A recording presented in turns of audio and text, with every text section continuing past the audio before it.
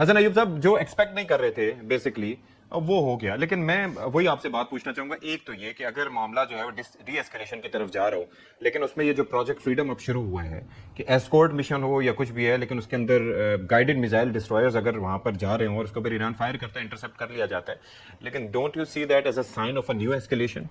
देखिए, सीबीएम के बाद ये जो है वो पेशरफ्त हुई है। यानी सीबीएम ये था कि जो तहवील में लिया हुआ उनका जहाज था ईरान का, वो बजरिया पाकिस्तान वापस किया जा रहा है ना, और जो अमला है वो भी हवाले किया गया पाकिस्तान के। तो ये तो एक अच्छा जेस्चर था अमेरिका का। जी जी। लेकिन उसके बाद ये स्पॉइलर कौन था और ये क्यों ये वाकया पेश आया, या ये इस किस्म की एक्टिविटी की जरूरत क्यों महसूस हुई, या इससे हासिल क्या हुआ? बुनियादी सवाल तो ये है कि ईरान को, यानी अगर उसको अपना थ्रेट फील हुआ तो उसने अटैक किया, वो गुजरे हैं ना, ठीक है। मतलब जो उन्होंने नो गो एरिया रखा हुआ है फॉर देम, उनको अलाउ नहीं कर रहे, कम्युनिकेट किया हुआ है, तो वहां से गुजरने की जरूरत क्या थी? ठीक है, पहली बात तो ये। दूसरा, फिर अगर आपने यही करना था तो फिर जहाज क्यों छोड़ा, अमला क्यों छोड़ा? फिर अपने पास रखते। ये भी एक कार्ड था आपके हाथ में, जो प्रेसिडेंट ट्रम्प के आपने कार्ड दिखाया ना, उसमें ऑल द कार्ड्स, उनमें से एक कार्ड ये था ना, ईरानी लोग थे, उनका जहाज था, उनकी एक प्राइड है, तो वो उनके अमेरिका के कब्जे में थी। हमारे पास मोस्टली कोई छोटी सी चीज भी आ जाए तो हम अपने पास रख लें, तो वो दूसरे मुल्क कहेगा जी कि जिस मुल्क की होगी वो तकाजा करेगा, दुश्मन मुल्क हमारा कोई है तो। इसलिए मेरे ख्याल के मुताबिक ये एक सीबीएम तो हुआ, लेकिन कोई कंफ्यूजन है या कुछ उन्होंने डिसीव करने की एक एफर्ट थी। अल्लाह बेहतर जानता है इसमें क्या चीजें बाद में वक्त के साथ साथ सामने आएंगी। लेकिन बहरहाल मैं तो इस हवाले से पुरुमीद हूं। मैंने पहले भी 2 दफा ये बात की है कि जो हमारी अथॉरिटीज हैं वो इस हवाले से काफी ऑप्टिमिस्टिक दिखाई दे रही हैं। वो कह रही हैं कि उन्हें इस बात का यानी यकीन है और कभी इम्कान जाहिर कर रहे हैं कि एक बार फिर Islamabad peace talks round 2 Islamabad में होगा, और वो जल्दी होगा। यानी जो हमारी तवक्कुआत हैं वो तो ये है कि आइंदा 10 दिन के अंदर अंदर होगा। अब लेकिन राउंड 2 ऐसा कि जिसमें आमने सामने जो बैठेंगे डायरेक्ट टॉक्स की बात हो रही है जी। अभी भी इनडायरेक्ट टॉक्स तो हो रही है ना। जो तजावीज अमेरिका की आई हैं वो हमने हमारे जरिए ईरान तक पहुंची हैं, और जो पहले ईरान की तजावीज थी वो भी हमारे जरिए जो है वो अमेरिका तक पहुंची हैं। तो जो भी चीजें हैं ये है। और दूसरा एक्सपेक्टेड है जी कि फिर किसी पाकिस्तानी ऑफिशियल का ईरान का दौरा भी हो सकता है, उसको पब्लिक कर किया जाएगा। लेकिन जो आप बात कर रहे हैं, मुझे ये लग रहा है जो दौरे अभी होंगे भी वो शायद इतने पब्लिक नहीं किए जा रहे, यानी किए जाएंगे। हमारी भी जो एफर्ट्स हैं उनको लो प्रोफाइल रखा गया, यानी कि इट मींस कि राउंड 2 जो है अभी चल रहा है, जो आप बात कर रहे हैं फाइनल एग्रीमेंट की कर रहे हैं प्रॉपर जी। उसमें भी टॉक्स तो होनी है फेस टू फेस, लेकिन उसमें भी ऐसी बात नहीं है कि इनके मसाइल 47 साल के मसाइल है, पेचीदगी बहुत ज्यादा है। ठीक है, उनके ऊपर जो पाकिस्तान की कोशिश है कि इनको इतने करीब ले आया जाए कि ये फिर फेस टू फेस बैठ सके, और बैठे भी तो फिर कोई नतीजा भी बरामद हो। लेकिन इसी के लिए हमारी एफर्ट्स भी चल रही हैं और हम एक रोल प्ले कर रहे हैं। लेकिन मैं ये कहूंगा कि अमेरिका भी अपनी प्राइड से नीचे नहीं आ रहा। ठीक है। अमेरिका भी कोई हेस्ट में मालूम नहीं हो रहा। जिस तरीके से लोग कह रहे थे कि अमेरिका डेस्परेट हो जाएगा, अब ईरान ये बार बार यही गिला कर रहा है कि अमेरिका की जो डिमांड्स है वो अनरियलिस्टिक है। अच्छा, वो चीजें हमसे डिमांड कर रहा है जो हम कभी भी नहीं दे सकते। ठीक।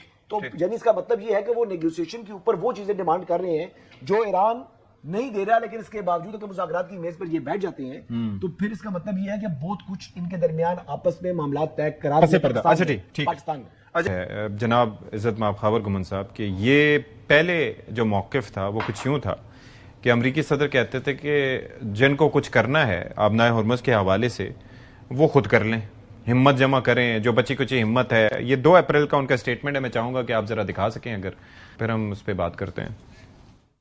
So to those countries that can't get fuel, many of which refuse to get involved in the decapitation of Iran, we had to do it ourselves. I have a suggestion. Number 1, buy oil from the United States of America. We have plenty. We have so much. And number 2, build up some delayed courage. Should have done it before. Should have done it with us, as we asked. Go to the strait and just take it. Protect it. Use it for yourselves. अच्छा जी, हिम्मत तो इकट्ठी नहीं कर सके कि खुद से खुलवाएं, उस पर इजलास वगैरह काफ़ी मालिक आपस में बैठे भी, लेकिन तेल खरीदने की बात है। उसमें एक चीज़ ये है कि ईरान की इस जंग के दौरान और आबनाए हुर्मुज़ की बंदिश के दौरान अमेरिका ने अपना तेल बहुत बेचा है, ठीक है, और उसका रिकॉर्ड कायम किया, ये एक अपनी जगह है। लेकिन आगे जो स्टेटमेंट था एक और ये भी था कि चीन और फ्रांस को आबनाए हुर्मुज़ की जरूरत है, अमेरिका तो कोई लेना देना ही नहीं है। सुने जरा क्या फरमा रहे थे ट्रम्प साहब।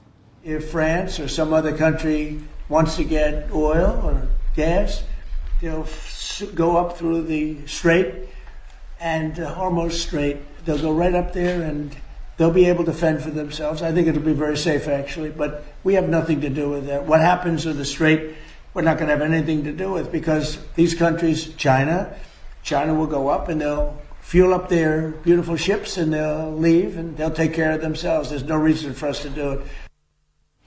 तो इसमें यह है कि जनाब खबर गुमन साहब, ये पहले तो ये कह रहे थे कोई लेना देना नहीं है हमारा, जिसने तेल खरीदना हमसे खरीदे, जिसने ये करना है।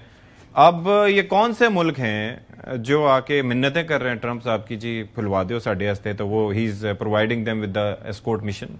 अच्छा, एक तो जो पहले बात हो रही थी ना, जो फेज राउंड 2 वाली बात है, पाकिस्तानी ऑलरेडी इंगेज मैसेजिंग हो रही है, तो राउंड 2 मतलब इंशाल्लाह अगर कामयाबी होती है तो दोनों अतराफ वंस अगेन वो ट्रेवल टू पाकिस्तान, ठीक है, हम फिर अगेन यहाँ पे इंशाल्लाह we will host and we again face to face बैठ के ये लोग आपस में वो जो है दैट इज व्हाट जो कि राउंड 2 होगा इंशाल्लाह। जो है आपका सवाल, मैं हमेशा से इसके ऊपर बात करता रहा हूं कि प्रेसिडेंट ट्रंप जो बात करते हैं, जो अपने ट्रुथ सोशल के ऊपर लिखते हैं, उसके ऊपर मत जाएं। प्रेसिडेंट ट्रंप करते क्या हैं उसके ऊपर जाएं। मतलब अभी 2 दिन पहले उन्होंने कांग्रेस को एक लेटर लिखा जो कि फॉर्मली उनकी एक आईनी तौर पर थी। वो ये थी जिम्मेदारी कि उन्होंने इन्फॉर्म किया कि जी जो 60 दिन की डेडलाइन थी वो 7 अप्रैल को खत्म हो गई थी, क्योंकि मैंने सीज फायर कर लिया। उसके बाद उसी जब इन्होंने 2 मई को लेटर लिखा, 3 मई को वहां पे किसी फंक्शन में अरेस्ट कर रहे थे किसी काउंटी के अंदर, वो नाम मेरे ज़हन से निकल रहा है, वहां पे रिपब्लिकन्स का वहां पे वो गढ़ है, तो वहां पे उनको ये बता रहे थे कि we are in a state of war, और इन स्टेट ऑफ वॉर देखें डेमोक्रेट्स किस तरह की बातें कर रहे हैं। सो प्रेसिडेंट ट्रंप कहते क्या हैं या करते क्या हैं, 2 मुख्तलिफ चीजें हैं। सो किसी ने उनको नहीं कहा कि हमें तेल की जरूरत है और हमें जो है आप अमेरिका हमारी मदद को आए, जरूरत हो सकती है, लेकिन उनको सारे ममालिक यही कह रहे हैं कि ये जो मामला है, ये जो कजिया है, इसका परमानेंट बेसिस के ऊपर हल निकलना चाहिए, और इसी के अंदर सबकी भलाई है। और आपको पता है कि जब ये बात की जर्मन चांसलर ने बताया कि ऐसे लग रहा है कि अब जिस तरह का ट्रीटमेंट ईरान अमेरिका के साथ कर रहा है, तो अमेरिका को ह्यूमिलेट कर रहा है। प्रेसिडेंट साहब को गुस्सा आया, उन्होंने कहा जी 5000 हमारे जो अमेरिकी फौजी हैं वो जर्मन से वापस बुला लें। सो वो जाहिर है प्रेसिडेंट ट्रंप की उम्मीद थी, एक्सपेक्टेशंस थी, ताकतवर मुल्क है, उनका ख्याल यही था कि ईरान मेरी सारी बातें मान जाएगा। ईरान जो है वो बात नहीं मान रहा। देखें, अमेरिका को जीत चाहिए थी और ईरान को हारना नहीं था। सिर्फ ईरान अपनी जगह के ऊपर मौजूद है, अपनी जगह के ऊपर ना सिर्फ मौजूद है, अब जियोपॉलिटिक्स ही सारी की सारी चेंज हो गई है। ज़ाहिर मेरा नुक्ता यही है कि स्टेट ऑफ हार्मुज के ऊपर अब सारी लड़ाई हो रही है, उसी के ऊपर सारे मुज़ाकरात हो रहे हैं। अब क्या ईरान एग्री करता है सर्टन सतह के ऊपर इन रिस्पॉन्स टू कुछ अमेरिकन क्या उसके ऊपर सैंक्शंस के ऊपर देते हैं। अब ज़ाहिर ईरानी जो है, जो अमेरिका ने जवाब दिया, ईरान वाले अब उस जवाब के ऊपर गौर होश कर रहे हैं। पाकिस्तान के साथ हमारे फॉरेन मिनिस्टर की भी बात हुई है। सो अभी लेट्स सी, ये कॉन्फ्लिक्ट चलेगा अभी, मतलब ये इसका हल इमीडिएटली नहीं होगा। वो चलेगा। एक बड़ी अच्छी बात की थी कि जंग नहीं है लेकिन हालत जंग है, तो that matters the most. Joy साहब, एक और चीज भी है उसके अंदर, आप देखें ना मुख्तलिफ जो मेजर्स लेते हैं वो बड़े मैटर करते हैं। अमेरिका ने समझा ईरान को इराक, उसका रकबा छोटा था फॉर, जाहिर है कि कुछ चीजें होती हैं जो एविडेंट होती हैं। अगर अमेरिका इतनी कार्रवाई में कामयाब होता है तो उन्होंने बूट्स ऑन ग्राउंड करना था। वो इस्फहान के खिलाफ उन्होंने इस्फहान के करीब जो कार्रवाई की उसमें उन्हें पता लग गया था कि ईरान कितना केपेबल है। दूसरा उन्होंने काम ये किया कि एक मुल्क जो दुनिया में रकबे के लिहाज से 17वें नंबर पे है, ठीक है, 17th largest country in the world, तो उसका उन्होंने ब्लॉकेड हॉर्मस के जरिए करने की कोशिश की और कहा कि जी यहां से बंद हो जाएगा तो इनके जो इम्प्लोड हो जाएंगे तेल के कुएं और फिर लाइंस और एटसेट्रा। हालांकि ईरान जो पैदा करता है उसमें से आधा उसकी अपनी कंजम्पशन है, प्लस उसके पास 5 जो है वो ट्रांजिट के कॉरिडोर्स हैं। अगर हमारे प्रोड्यूसर्स आप जरा स्क्रीन पे दिखा सकें तो बेसिकली ये 4-5 कॉरिडोर्स हैं, और एक इंटरनेशनल जो कॉरिडोर है वो basically that is north south transport corridor. और फिर उसके साथ साथ अगर आप अपनी स्क्रीन पे देख सकते हैं तो ईस्ट वेस्ट कॉरिडोर भी है जो चाइना और सेंट्रल एशिया और टर्की और यूरोप को कनेक्ट करता है। तीसरा जो है चाबहार का कॉरिडोर है, बेसिकली ये इंडिया अफगानिस्तान सेंट्रल एशिया को कनेक्ट करता है, और ये बंदर अब्बास के पास से जो गुजर रहा है, ये थोड़ा सा इफेक्ट इसमें हो सकता था। फिर एनर्जी के ट्रांजिट कॉरिडोर्स अपनी जगह हैं, तो ये एक मुल्क जिसका रकबा इतना बड़ा हो और वो कनेक्टेड हो, यानी कि नॉट जस्ट वाया सी बल्कि उधर और से भाई 1 दर्जन से ज्यादा उनके मुल्कों के Exactly. साथ अपना Connection. और समुद्रों के और तो आपको लगता है लैंड चौधरी साहब कि रूट जो का। अमेरिकन ये था कि मतलब वो कि हम ये डिस्कस करते थे अपने शो में कि हु विल ब्लिंक फर्स्ट, लेकिन Iranians had the answer to that as well. Do you agree to that? पहले तो हमें एक बड़ा जो है ना मुगालता दुनिया का उसको दूर कर लें। आज ये था कि दुनिया के किसी कोने में कोई 1% पॉपुलेशन भी ये नहीं समझती थी कि America can be defeated. Oh yes, that's true. अब जब आपका परसेप्शन ये है, अब आप एक मेजर स्टोरी यहां ब्रेक कर देते हैं। अब मैं माजी में इतनी बड़ी स्टोरी कर चुका हूं तो मैं बड़ा थोड़ी देर बड़ा बेहोश हो जाऊंगा।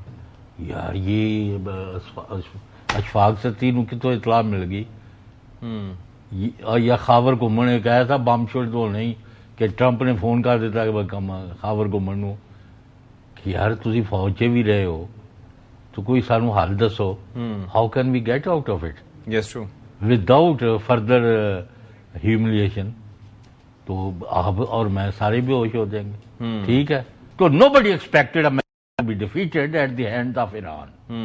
पहली बात तो ये है, ये एक बहुत बड़ा शॉक है, एक बहुत बड़ा सदमा हुआ है पूरी दुनिया को, सारे परसेप्शंस को। ठीक है। नंबर 2 कि ईरान जो है 1 दिन 2 दिन 1 घंटा 4 दिन 5 दिन, भाई वो 40 दिन भी गुजर गए नहीं, जो थे बैठा है। ऐसे है। तो ये जो है ना दोनों चीजें अभी तक रेकनसाइल नहीं हुई। लोग इसको या go back, nobody expected India to be defeated by at the hand of Pakistan last year, या आपने खुद देखा है।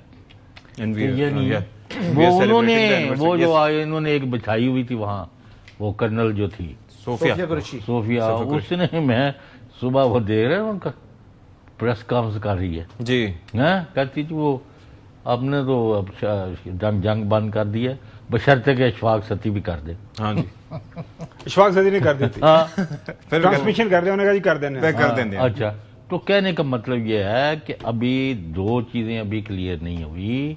अब अमेरिका वहां से क्या हासिल करना चाहता है, मुज़ाकरात के जरिए या मिलिट्री ऑपरेशन के जरिए। पहले एक ये, ठीक है। ईरान जो है जिसको रूस और चीन की कोई पसंद करे या ना करे सपोर्ट हासिल और बड़ी दुनिया की सपोर्ट हासिल है, अब वो किस तरह अपना रोल देख रहा है न्यू वर्ल्ड ऑर्डर में।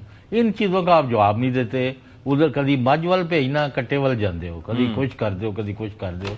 समझ आ गई ਤੁਹਾਨੂੰ? जी सर, मैंने चलो, समझ आ गया good, सर। अच्छी बात। चलें जी।